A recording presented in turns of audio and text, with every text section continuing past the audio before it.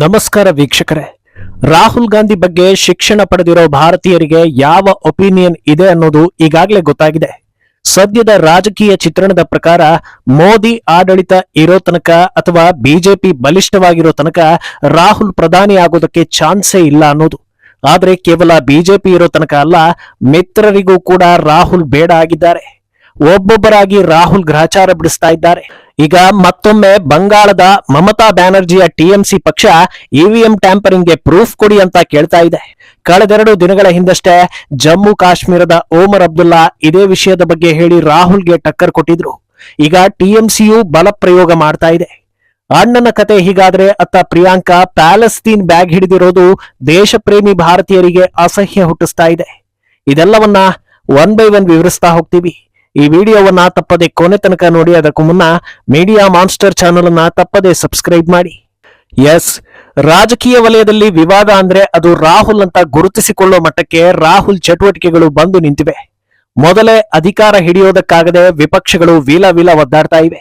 ಈ ಹೊತ್ತಲ್ಲಿ ನಮ್ಮನ್ನೆಲ್ಲ ಸೇರಿಸಿಕೊಂಡು ಗ್ಯಾಂಗ್ ಮಾಡ್ಕೊಂಡಿರೋ ರಾಹುಲ್ ತಲೆಬುಡ ಇಲ್ಲದ ವಿಚಾರಗಳನ್ನ ಸಂಸತ್ನಲ್ಲಿ ಮಾತಾಡ್ತಾ ಇದ್ದಾರೆ. ಇದರಿಂದ ಕೇವಲ ರಾಹುಲ್ಗೆ ಡ್ಯಾಮೇಜ್ ಆಗ್ತಾ ಇಲ್ಲ, ಎಲ್ಲರ ತಲೆ ಮೇಲೂ ಕಲ್ಲು ಬೀಳ್ತಾ ಇದೆ. ಈಗಾಗಲೇ ಮಮತಾ ಬ್ಯಾನರ್ಜಿ ಓಪನ್ ಸ್ಟೇಟ್ಮೆಂಟ್ ಕೊಡೋ ಮೂಲಕ ರಾಹುಲ್ಗೆ ಎದುರಾಗಿ ನಿಂತಿದ್ದಾರೆ. ಇತರ ವಿಪಕ್ಷಗಳ ನಾಯಕರು ಕೂಡ ದೀದಿ ಕಡೆಗೆ ವಾಳ್ತಾ ಇದ್ದಾರೆ. ಈ ಹೊತ್ತಲ್ಲಿ ದೀದಿ ಮಾತ್ರ ಹೇಳಿಕೆಗಳನ್ನ ಕೊಡದೆ ತಮ್ಮ ಪಕ್ಷದ ಕಿರಿಯ ನಾಯಕರ ಕೈಯಲ್ಲೂ ಕೂಡ ಹೇಳಿಕೆಯನ್ನ ಕೊಡಿಸೋ ಮೂಲಕ ರಾಹುಲ್ ಗಾಂಧಿ ವಿಪಕ್ಷ ಸ್ಥಾನಕ್ಕೆ ಯೋಗ್ಯನಲ್ಲ, ಕಾಂಗ್ರೆಸ್ಗೂ ನಮಗೂ ಸಂಬಂಧ ಇಲ್ಲ ಅನ್ನೋ ಮೆಸೇಜ್ ಅನ್ನ ಪಾಸ್ ಮಾಡ್ತಾ ಇದ್ದಾರೆ. ಕಾಂಗ್ರೆಸ್ನ ಇವಿಎಂ ಆರೋಪಕ್ಕೆ ಟಕ್ಕರ್ ಕೊಟ್ಟಿರೋ ಅಭಿಷೇಕ್ ಬ್ಯಾನರ್ಜಿ ಈ ರೀತಿ ಬಾಯಿಗೆ ಬಂದ ಸ್ಟೇಟ್ಮೆಂಟ್ ಗಳನ್ನ ನೀಡೋದ್ರಿಂದ ಯಾವ ಉಪಯೋಗ ಇಲ್ಲ ಅಂತ ಹೇಳಿದ್ದಾರೆ. ಅಲ್ಲದೆ ಇವಿಎಂ ಮೇಲೆ ಅಷ್ಟೊಂದು ಅನುಮಾನ ಇದ್ರೆ ಸೀದಾ ಎಲೆಕ್ಷನ್ ಕಮಿಷನ್ಗೆ ಹೋಗಿ ಯಾವ ರೀತಿ ಅನುಮಾನ ಇದೆ ಅನ್ನೋದನ್ನ ಹೇಳಿ ಪ್ರೂವ್ ಮಾಡಿ ತೋರಿಸಿ ಅಂತ ಟಾಂಗ್ ಕೊಟ್ಟಿದ್ದಾರೆ. ಈಗಾಗಲೇ ಎಲೆಕ್ಷನ್ ಕಮಿಷನ್ ಹಲವು ಸಲ ನಿಮ್ಮನ್ನ ಕರೆದಿದೆ. ನೀವು ಇವಿಎಂ ಟ್ಯಾಂಪರ್ ಆಗಿರೋದಕ್ಕೆ ಏನಾದರೂ ವಿಡಿಯೋ ಸಾಕ್ಷಿ ಇದ್ರೆ ತೋರಿಸಬಹುದಿತ್ತು. ಅಲ್ಲದೆ ಪ್ರತಿ ಎಲೆಕ್ಷನ್ ವೇಳೆ ಇವಿಎಂ ಚೆಕಿಂಗ್ ಹೊತ್ತಲ್ಲಿ ಎಲ್ಲಾ ಪಕ್ಷದವರು ಹೋಗಿ ನೋಡ್ತಾರೆ. ನೀವು ಇದ್ಯಾವುದನ್ನು ಮಾಡದೆ ಆರೋಪ ಮಾಡಿದ್ರೆ ಏನರ್ಥ ಅಂತ ಕಿಡಿ ಕಾರಿದ್ದಾರೆ.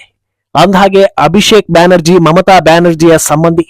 ಒಂದರ್ಥದಲ್ಲಿ ಮಮತಾ ನಂತರ ಅವರ ಪಕ್ಷವನ್ನ ಮುನ್ನಡೆಸೋದು ಕೂಡ ಅಭಿಷೇಕ್ ಆತನೇ ದೀದಿಯ ವಾರಸ್ದಾರ ಅಂತಲೂ ಹೇಳ್ತಾರೆ. ಈಗ ಅಭಿಷೇಕ್ ನೇರವಾಗಿ ಕಾಂಗ್ರೆಸ್ ಹಾಗೂ ರಾಹುಲ್ಗೆ ಸವಾಲು ಹಾಕುವ ಮೂಲಕ ರಾಷ್ಟ್ರ ರಾಜಕೀಯದಲ್ಲಿ ಮುನ್ನೆಲೆಗೆ ಬರ್ತಾ ಇದ್ದಾರೆ. ಅಂದಹಾಗೆ ಈಗ ರಾಹುಲ್ ಅಥವಾ ಕಾಂಗ್ರೆಸ್ ವಿರುದ್ಧ ದೊಡ್ಡ ಮಟ್ಟದಲ್ಲಿ ದನಿ ಏರಿಸ್ತಾ ಇರೋದು ಮಮತಾ ಪಕ್ಷ ಮಾತ್ರ ಅಲ್ಲ. ಜಮ್ಮು ಕಾಶ್ಮೀರ ಎಲೆಕ್ಷನ್ ಆದಾಗಿನಿಂದಲೂ ಓಮರ್ ಅಬ್ದುಲ್ಲಾ ಕೂಡ ರಾಹುಲ್ ಹಾಗೂ ಕಾಂಗ್ರೆಸ್ ವಿರುದ್ಧ ಕಿಡಿ ಕಾರ್ತಾನೆ ಇದ್ದಾರೆ. ಈಗಾಗಲೇ ಸಾಕಷ್ಟು ವಿಚಾರಗಳಲ್ಲಿ ಕೈಗೆ ಟಕ್ಕರ್ ಕೊಟ್ಟಿದ್ದ ಅಬ್ದುಲ್ಲಾ ಈಗ ಇವಿಎಂ ವಿಚಾರದಲ್ಲಿ ಕಾಂಗ್ರೆಸ್ಗೆ ಚಾಟಿ ಬೀಸಿದ್ದಾರೆ. ನೀವು 100 ಮೆಂಬರ್ಗಳನ್ನ ಗೆದ್ದು ಪಾರ್ಲಿಮೆಂಟ್ ಒಳಗೆ ಕಾಲಿಟ್ರೆ ಅದನ್ನ ವಿಜಯೋತ್ಸವ ಮಾಡಿ ಸಂಭ್ರಮಿಸ್ತೀರಾ? ನಿಮಗೆ ನಿಜವಾಗ್ಲೂ ಇವಿಎಂ ನಲ್ಲಿ ಪ್ರಾಬ್ಲಮ್ ಇದೆ ಅಂತ ಅನ್ಸಿದ್ರೆ ಆ ಬಗ್ಗೆ ನಿಮಗೆ ಕ್ಲಾರಿಟಿ ಇರಬೇಕು. ಗೆದ್ದಿರೋವಾಗ್ಲೂ ಹೋಗಿ ಇವಿಎಂ ಸರಿ ಇಲ್ಲ, ಅದರಿಂದ ಗೆದ್ವಿ ಅಂತ ಹೇಳೋ ಗಡ್ಸಿದ್ರೆ ಸಮಸ್ಯೆಯನ್ನ ಒಪ್ಕೊಳ್ಬಹುದಿತ್ತು ಅಂತ ಹೇಳಿದ್ದಾರೆ. ಇದನ್ನು ಮೀರಿ ಕಾಂಗ್ರೆಸ್ಗೆ ಅಬ್ದುಲ್ಲಾ ಕೊಟ್ಟ ಹೊಡೆತ ಏನಂದ್ರೆ ಮೋದಿ ಸರ್ಕಾರದ ಎಲ್ಲಾ ಕಾರ್ಯಗಳನ್ನ ಶ್ಲಾಘಿಸ್ತಾ ಇರೋದು. ಸೆಂಟ್ರಲ್ ವಿಸ್ತಾ ಯೋಜನೆಯ ಬಗ್ಗೆ ಕೂಡ ಅಬ್ದುಲ್ಲಾ ಖುಷಿಯಾಗಿ ಮಾತಾಡ್ತಾ ಇದ್ದು ದೇಶದ ಅಭಿವೃದ್ಧಿಗೆ ಎಲ್ಲವೂ ಮುಖ್ಯ ಅಂತ ಹೇಳ್ತಾ ಇದ್ದಾರೆ. ಅಂದಹಾಗೆ ವಿಪಕ್ಷಗಳು ರಾಹುಲ್ ರನ್ನ ಟಾರ್ಗೆಟ್ ಮಾಡ್ತಾ ಇರೋದು, ಮೋದಿಯನ್ನ ಹೊಗಳ್ತಾ ಇರೋದನ್ನ ನೋಡಿದ್ರೆ ಇವರೆಲ್ಲರೂ ಮೋದಿ ಸರ್ಕಾರಕ್ಕೆ ಬೆಂಬಲ ಕೊಡ್ತಾರಾ? ನೇರವಾಗಿ ಅಲ್ಲದೆ ಇದ್ರು ಬಿಲ್ ಪಾಸ್ಗೆ ಅಡ್ಡಿಪಡಿಸೋದಿಲ್ವಾ ಅಂತ ಕೇಳಿದ್ರೆ ಖಂಡಿತ ಇಲ್ಲ. ಇವರ ಲೆಕ್ಕಾಚಾರಗಳು ಬೇರೆನೇ ಇವೆ.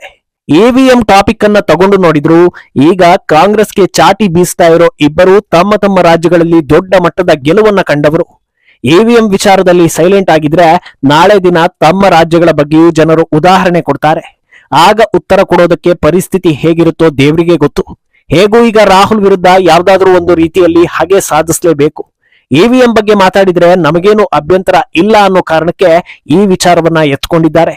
ಇನ್ನು ಇದಕ್ಕಿಂತ ಮುಖ್ಯವಾಗಿ ಇನ್ನೊಂದು ಕಾರಣವೂ ಇದೆ. ಅದು ಕಾಂಗ್ರೆಸ್ ವೋಟ್ ಬ್ಯಾಂಕ್ ಸಮುದಾಯವನ್ನ ಮಿತಿ ಮೀರಿ ಓಲೈಕೆ ಮಾಡ್ತಾ ಇರೋದು. ಸದ್ಯದ ಮಟ್ಟಿಗೆ ಹಿಂದೂಗಳೆಲ್ಲ ಒಗ್ಗೂಡ್ತಾ ಇದ್ದಾರೆ ಅನ್ನೋ ಅರಿವು ವಿಪಕ್ಷಗಳಿಗೂ ಗೊತ್ತಿದೆ.